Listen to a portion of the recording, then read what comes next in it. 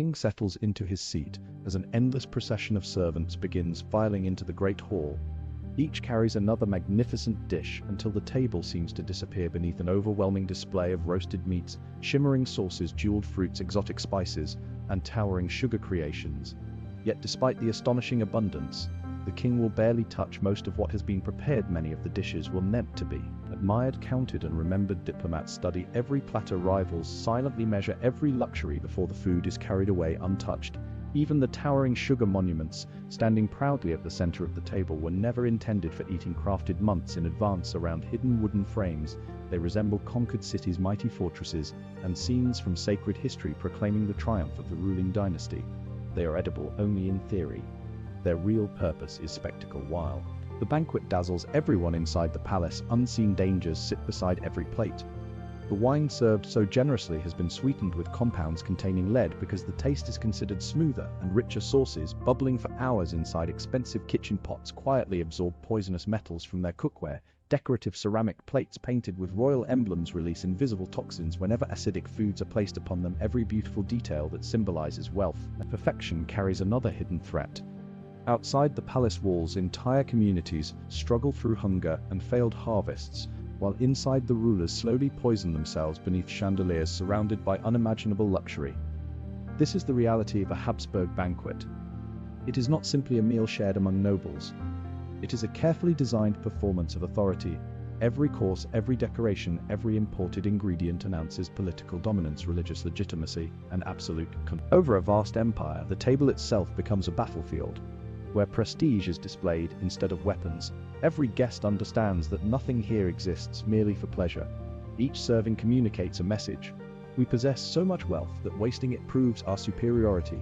We command lands so distant that the impossible appears effortless. We have been chosen by God to rule, and this overwhelming abundance is presented as undeniable evidence. Yet beneath this carefully constructed image, another story unfolds. The same excess meant to symbolize divine blessing quietly begins destroying the very people it celebrates. Every luxurious meal weakens their bodies bit by bit. Their joints stiffen, their stomachs suffer, their minds cloud, and their ability to produce healthy airs slowly disappears. Their empire stretches across continents, gathering treasures from every corner of the known world, yet the rulers sitting at the center of that immense power gradually decay from within. Surrounded by unimaginable riches, they unknowingly consume the very forces that will contribute to their decline. The true purpose of these banquets becomes even clearer during one remarkable celebration.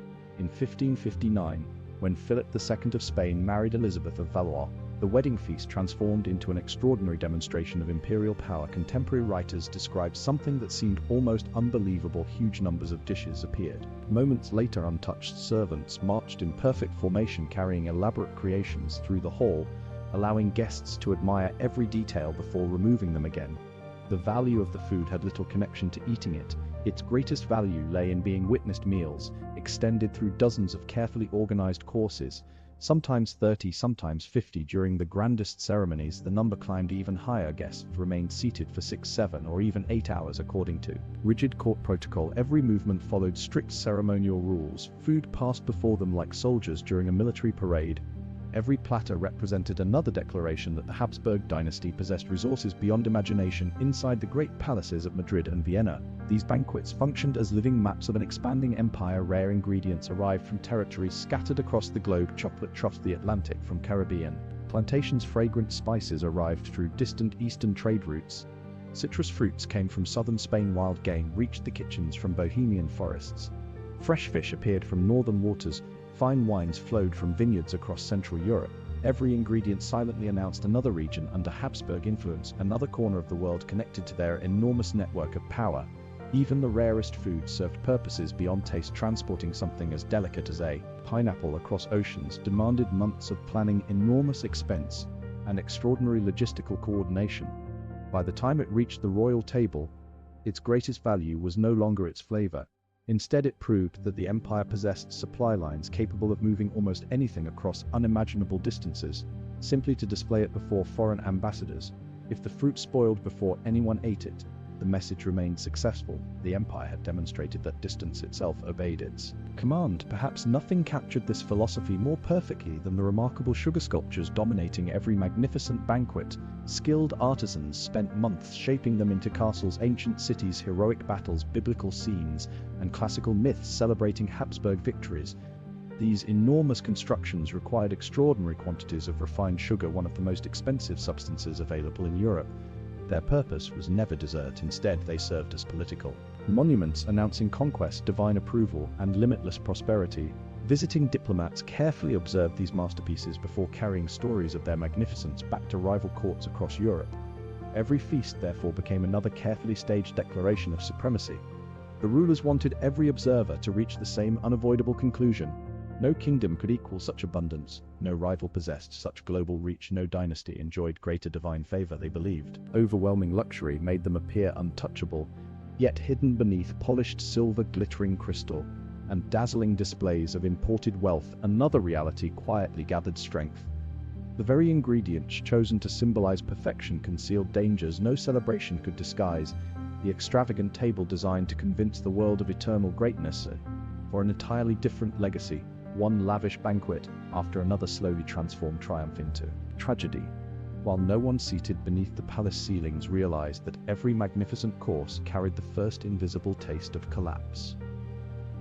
The greatest threat hidden within these magnificent feasts did not come from assassins, enemy armies, or political conspiracies. It came from the kitchens themselves. Every luxurious meal carried invisible poisons that accumulated year after year, quietly weakening the rulers who believed they were consuming the finest food on earth.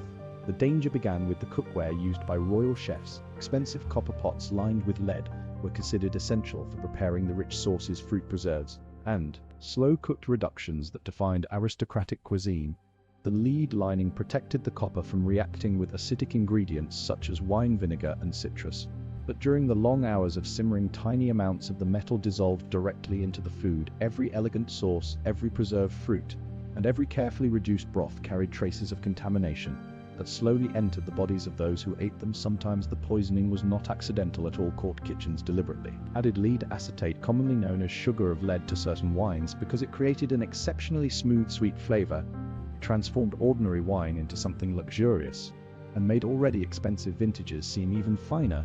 The immediate taste delighted the guests, but the long-term consequences remained invisible. Lead slowly attacked the nervous system, damaged the digestive tract, inflamed the joints, and weakened reproductive health. Because the suffering appeared gradually over many years, no one connected the sweetness in the goblet with the pain spreading through their bodies. What seemed like refinement was quietly becoming destruction. Even the magnificent plates displayed before every noble carried their own hidden danger. Colorful majolica ceramics decorated with royal crests and elaborate heraldic designs symbolized status and sophistication. Plain dishes belonged to common households, while richly painted tableware reflected imperial greatness. Yet the brilliant glazes covering those ceramics contained large amounts of lead. Whenever acidic foods such as pickled vegetables, citrus sauces, or vinegar-based meats rested upon them, poisonous particles seeped into every serving. Physicians occasionally recognized the possibility of harm, but appearance mattered far more than caution. At court, beauty always outweighed safety. Splendor remained more valuable than health. Sugar itself represented another dangerous luxury. Throughout Europe, refined white sugar stood among the most expensive ingredients money could buy. Producing its dazzling white appearance often involved equipment and processing methods that introduced additional contamination. The brighter and purer the sugar appeared, the more prestigious it became. Royal kitchens consumed astonishing quantities, not only in desserts but also in meat dishes, savory sauces, and countless elaborate recipes where sweetness demonstrated wealth rather than culinary balance. Merchant families might purchase only small amounts throughout an entire year, while Habsburg kitchens used enormous quantities every single week. The dazzling white crystals decorating banquets became another invisible source of harm, disguised as privilege. Court physicians carefully recorded the strange illnesses affecting members of the royal family: persistent stomach pain, severe joint inflammation, restless nights, unexplained irritability, chronic digestive disorders, and recurring fertility problems appeared again and again throughout medical records. Yet these symptoms were explained through the medical beliefs of the age, imbalances of bodily humors, corrupted air, divine testing, or mysterious spiritual causes seemed far more believable than the possibility that luxury itself had become poisonous. The thought that the most refined objects surrounding the emperor could actually destroy him contradicted everything the monarchy believed about divine favor and noble superiority. So nothing changed, the same cookware remained in use, the same glazed plates returned to the table. The same sweetened wines continued filling royal cups. Every feast therefore repeated the cycle. Beautiful dishes presented magnificent meals prepared inside contaminated vessels, served upon poisoned ceramics accompanied by deceptively sweet wines. The rulers believed they were consuming evidence of their greatness, while every banquet quietly added another layer of damage to their bodies. Luxury had become execution carried out so slowly that no one recognized it. Meat occupied an equally powerful place within Habsburg ideology. It was never viewed as simple nourishment. Instead, it represented domination over nature, social superiority, and political authority. Kings and emperors consumed meat almost constantly. Roasted game appeared beside rich beef, heavily seasoned pork, delicate poultry, organ meats, and countless extravagant preparations enriched with buttercream, wine, and salt. Plain roasted meat belonged to peasants. Court cuisine demanded richness, itself communicated power. Charles V followed this pattern throughout his life. Meat appeared at breakfast, returned in multiple courses during the midday banquet, and filled the evening meal as well. Each serving became heavier than the last, surrounded by creamy sauces and lavish seasonings designed to impress every guest watching the royal table. Other Habsburg rulers followed the same habits because moderation carried dangerous political symbolism. A monarch who ate too simply risked appearing weak or unable to afford magnificence. In an empire built upon spectacle, restraint looked almost like failure. Eventually, the consequences became impossible to ignore. Gout spread through the dynasty with remarkable consistency. Charles V suffered so severely during his later years that walking became nearly impossible. Swollen joints left him dependent upon assistance, even for the simplest movements. Signing official documents caused intense pain. Philip II endured similar suffering, as did Ferdinand I and numerous other members of the royal family. Generation after generation, physicians described the same agonizing symptoms: inflamed feet, stiff fingers, crippling joint pain, and steadily declining mobility. Medical writers of the period already understood that heavy consumption of rich meats, strong wines, and extravagant living encouraged gout. They documented the connection repeatedly, yet knowledge changed nothing. Abandoning luxurious eating habits threatened the carefully constructed image of royal abundance. Accepting physical suffering seemed preferable to abandoning political theater. The disease gradually transformed into an unexpected badge of status. A ruler crippled by gout demonstrated that he possessed enough wealth to indulge beyond all ordinary limits. Pain itself became another symbol of privilege. The endless consumption of meat intensified every other health problem already affecting the dynasty. High-protein diets placed additional strain upon kidneys, struggling to eliminate heavy metals absorbed through contaminated food and drink. Kidney stones, digestive disorders, and chronic obesity appeared with increasing frequency. Portraits painted across successive generations reveal rulers whose bodies visibly reflected decades of excess. Their expanding waistlines, swollen faces, and aging features silently recorded the physical cost of imperial abundance. Perhaps even more devastating were the effects upon reproduction. Numerous Habsburg marriages produced repeated miscarriages, difficulty conceiving children, high infant mortality, and gradually declining fertility. Historians rightly emphasize the consequences of generations of close family marriages, yet environmental factors likely deepened those inherited weaknesses. Heavy metal exposure damages reproductive systems. Severe gout weakens overall health. Chronic nutritional imbalance further reduces fertility. Together, these problems slowly undermined the dynasty from within. The same banquets designed to celebrate strength, wealth, and divine blessing quietly attacked the very biological future of the royal family. One lavish meal after another transformed imperial confidence into inherited fragility, leaving each new generation weaker than the one before it. Every magnificent banquet carried another message beyond luxury. It announced that the empire possessed such overwhelming wealth, it could afford to waste what others struggled to survive on. The same supply network, capable of delivering rare fruits, exotic spices, and expensive delicacies across oceans, often failed to provide basic grain to starving villagers only a short distance from the royal palaces. This was not simply an unfortunate weakness in administration. It reflected the priorities of the empire itself. Resources flowed toward displays of prestige, while ordinary people endured hunger, famine, and rising desperation. During the terrible famines that struck the Spanish Netherlands in the 1570s, countless families survived on bark bread or died in the streets, searching for food. Yet records from Philip II's own household during those same years continued documenting shipments of costly wines, imported spices, refined sugar, and luxury ingredients arriving for royal consumption.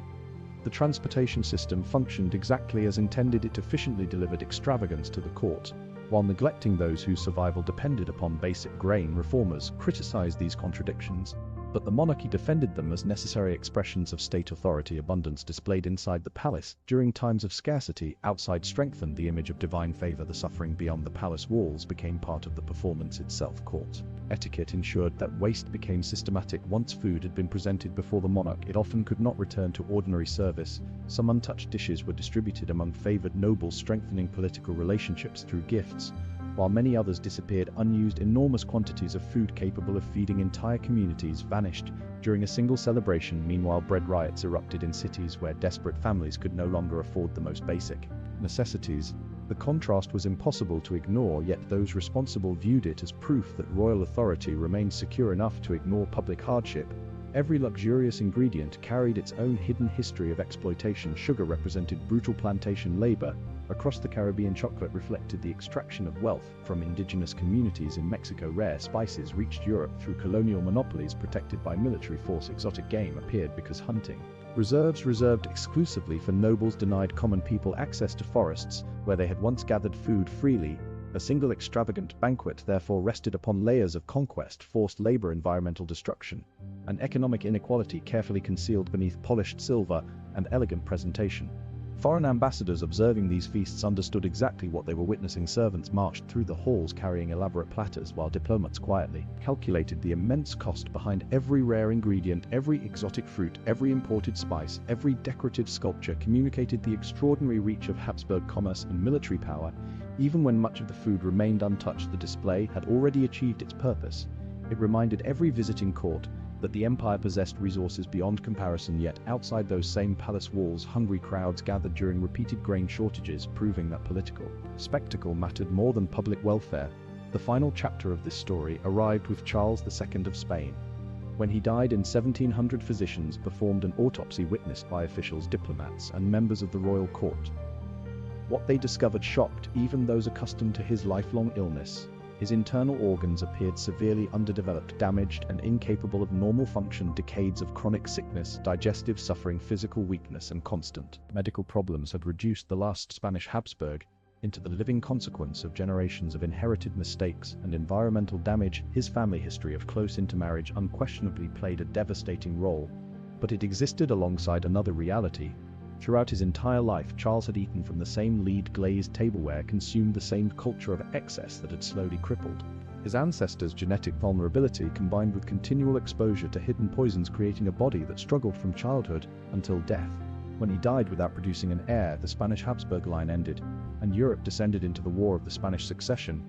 Because one dynasty had exhausted its own future, even the surviving Austrian branch eventually recognized that endless extravagance could not continue. Reform-minded rulers, including Maria Theresa and Joseph II, gradually reduced the scale of ceremonial banquets. Influenced partly by Enlightenment thinking and partly by practical necessity, they understood that limitless displays of luxury drained the treasury, while contributing little to effective government. The grand theatrical feasts that had once symbolized unquestioned supremacy slowly gave way to simpler forms of court dining because the old system had become financially and physically unsustainable. Modern scientific examinations of Habsburg remains, where research has been permitted, support many suspicions preserved in historical records. Bone samples reveal elevated levels of heavy metals. Teeth display extensive damage consistent with excessive sugar consumption. Despite constant access to food, skeletal evidence confirms severe gout, chronic physical stress, and long-term illness. These remains tell a story that royal propaganda could never erase. The archaeological record preserves the consequences of privilege with complete honesty. The greatest irony is impossible to escape. Every banquet had been designed to prove eternal strength, divine approval, and unquestioned superiority. Instead, those magnificent tables exposed the ordinary vulnerability of even the most powerful rulers. Wealth could not protect them from poison. Empire could not shield them from disease. Ceremony could not overcome biology. The same abundance meant to distinguish them from everyone else slowly destroyed the bodies it celebrated. Course after course, year the feasts became instruments of decline disguised as triumph. They believed the table displayed the blessing of heaven, yet history remembers something very different. An empire gathered the riches of two hemispheres, placed them before its rulers, and watched them consume the symbols of their own collapse until the dynasty disappeared, leaving behind only empty thrones, ruined bodies, and a warning that power built upon excess eventually devours itself from within.